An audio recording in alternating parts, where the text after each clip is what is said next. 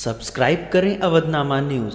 Subscribe button पर click करें, फिर राइट साइड में बने बेल पर भी क्लिक करें ताकि आपको हमारे वीडियोस की नोटिफिकेशन मिलती रहे।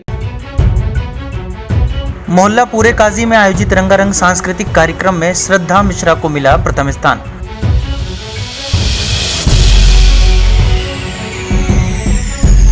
नव युवक दुर्गा पूजा समिति शिवपुरम मोहल्ला पूरे काजी में दुर्गा प्रतिमा स्थापना के साथ महामाई का जागरण भजन का कार्यक्रम प्रतिदिन चल रहा है।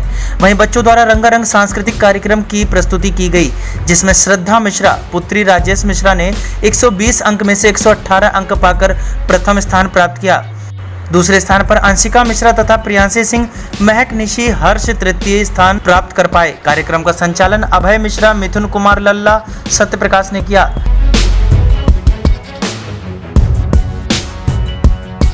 निर्णायक मंडल में गुलाब चंद्र कौशल, विनोद कसौदन, मनीष आर्य थे।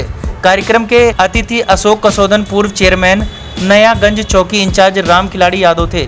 इस अवसर पर नगर के गणमान्य लोग उपस्थित रहे।